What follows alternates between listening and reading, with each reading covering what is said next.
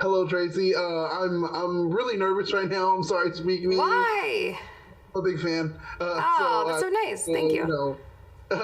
Say hello. Well, let's start this off. People love to draw analogies or comparisons when it comes to television that they watch, usually describing shows in different ways. What would be a great kind of analogy or comparison when it comes to Harlem for yourself? Honestly, to me, the most accurate one would be Sex and the City. Sex and the City, pretty much the black Sex and the City, is that?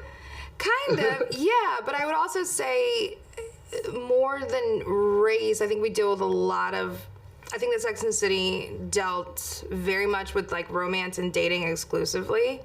We didn't really learn too much about like their career issues and like mental health stuff and whatever. So I think that like we drew from that like as an inspiration, but I also kind of expanded it as far as like what we talk about in the scope of the show.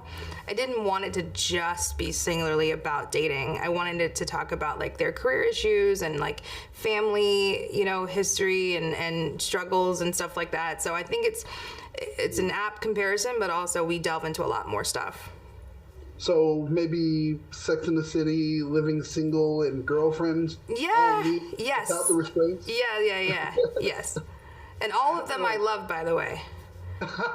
Well, I mean, it's a great way to see it. I mean, the show itself, the characters themselves are so dynamic, almost kaleidoscopic, which definitely kind of matches as well as what the black woman is. Yeah. I mean, that's the thing that we always got to think about. It's all shades, all shapes, all sizes, and they all kind of work and match with their friend group.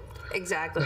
And that's what I do love. Now, when it comes to the show itself, talking about the dynamic of just the friendship, we look at, the biggest part of any show usually happens to be the vocab and the conversation, because that's where it lets you know it's grounded. And that's how they interact or relate and convey their personalities. How do you find the tone for the dialogue of the show? Whew. That's the reason I'm sighing is it's hard. It's hard to figure out tone, and the thing I think separates this show sometimes when you're doing a show with all white characters or all white women is that I don't think we have the luxury of keeping it light completely, if that makes any sense. Because there's so much like that we have to delve into with just being black, and it feels disingenuous if it's all like, oh, fun and games, and we never experience anything, and life is just so cool and fun. And I want those, aspects of life represented in the show, but it feels like you have to have drama and you have to have tension and you have to sometimes acknowledge that racism exists in this world.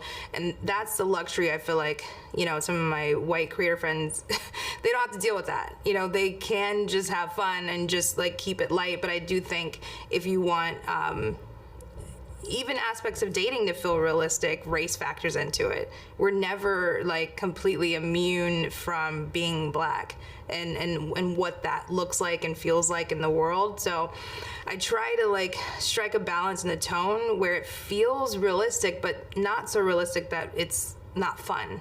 So that's kind of the balance.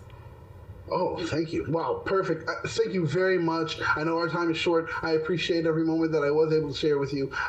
Congratulations on the success of the show and everything else that you're doing. Thank you for your time. Thank you. You have a good energy, by the way. Thank you very much. I appreciate it. Nice to meet you.